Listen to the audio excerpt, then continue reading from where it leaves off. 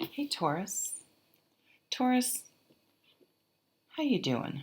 I don't know why I just said it like that. I hope you're well. That one was wanting to come out.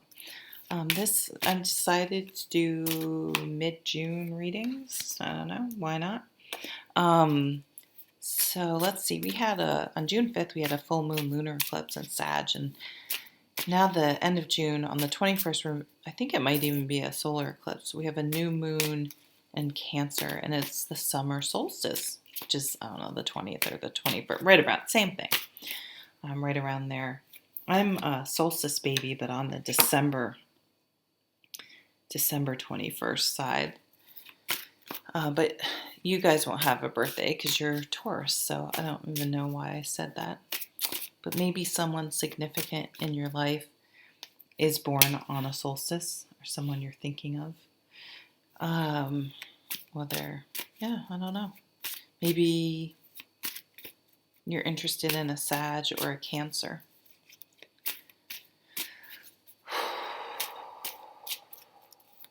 Deep breath, Taurus, deep breath. Let's get some overall cards. What's that? It's at the bottom here, the Magician. Taking action. You're kind of sick of something. You're fed up and you're like, I don't want to fucking do this anymore.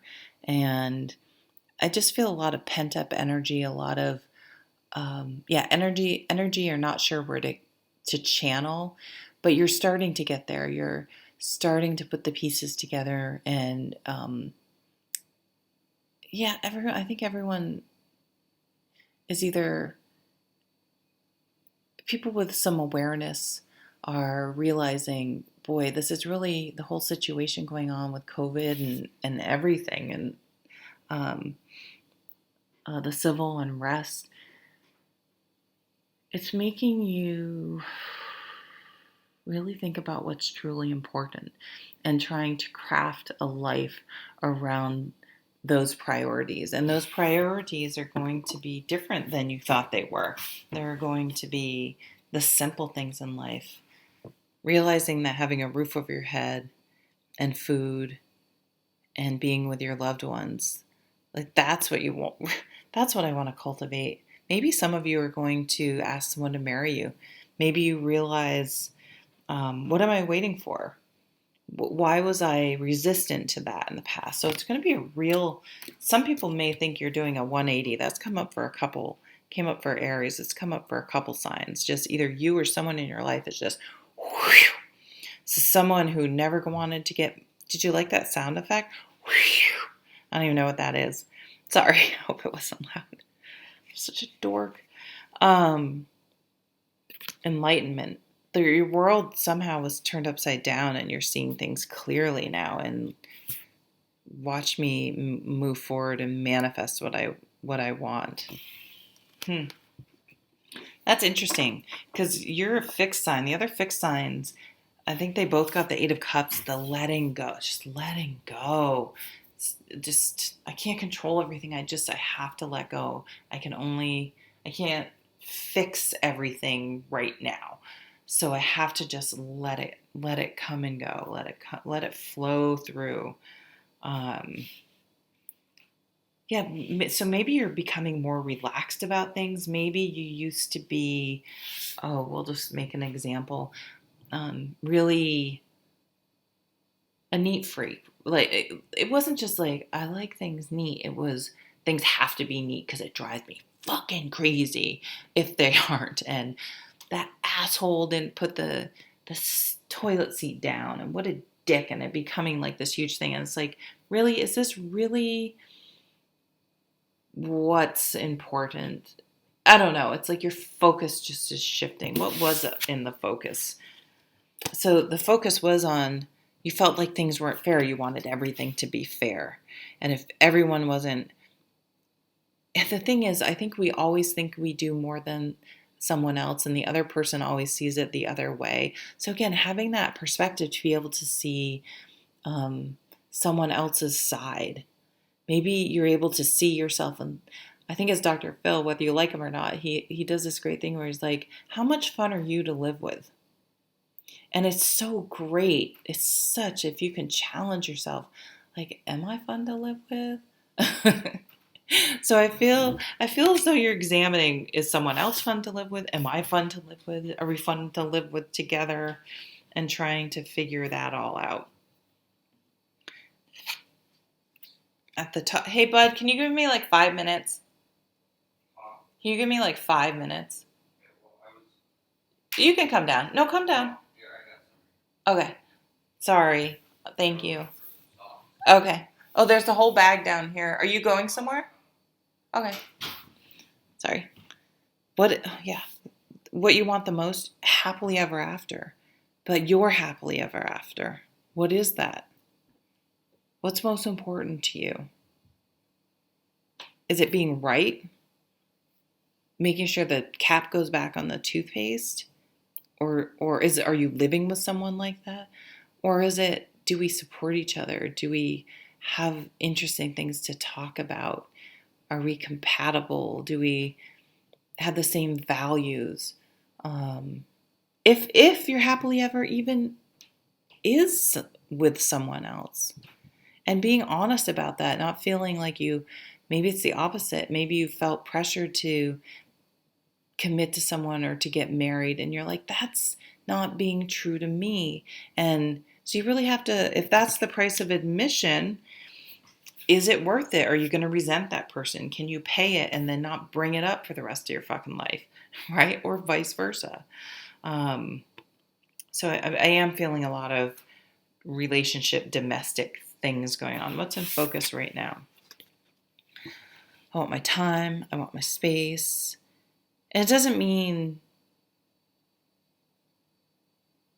it's being able to still have, the time and space to be you, to nurture you. You don't want to feel like you have to compromise so much. You're giving up the essence of who you are. And you want to be with someone that shares those similar things, because being able to respect each other's time and space and have that time to recharge and be present and mindful. And if you guys can do that together by sharing a similar view, then it's even more magical and comforting and calm and peaceful.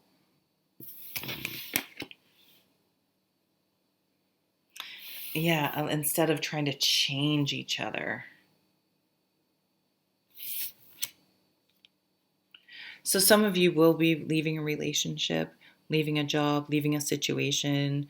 You will not be willing to participate in things that just are so out of balance.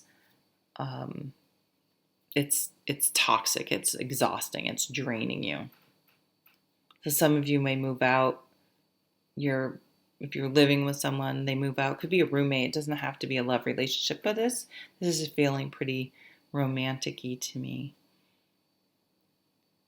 So if you will realize that even though you'll be able to see all the parts you contributed to and really learn from that moving forward, I feel like you're gaining a lot of wisdom from this time. You'll also realize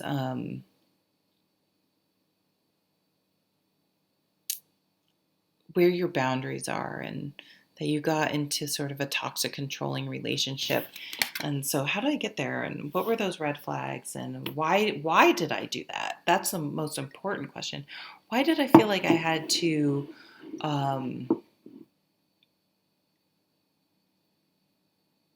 bend and mold to serve this other person, because I was so keeping someone in my life, whether they're a good match or not, was more important than being respected and finding the right match. I think that happens all the time. You find someone you're attracted to, and it's kind of like, okay, we're both available and attracted, and we go into a relationship without even really knowing, are we compatible? Do we like each other? Do we want to, like, you know what I mean? It's the honeymoon period. It's not sustainable, which isn't even a bad thing. I mean, it has to be able to grow deeper. And if that potential isn't there, I don't know. So what's coming into focus? Oh, things are changing. I feel like you're turning your own wheel, though. I feel like this change, another 10, we have the 10 of Cups. You're changing your fortune by having those thoughts and conversations and not settling and um, not letting go of what you're happily ever after. It would be like if you want kids and the other person doesn't, and you go, well, okay, but that's totally again, or vice versa. You don't want kids. I think people do this in commitment too. I don't, I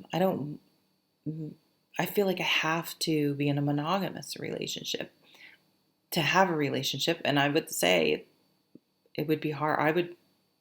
I don't know if I don't think I'm open to an open relationship. But some people commit to it because they feel they have to.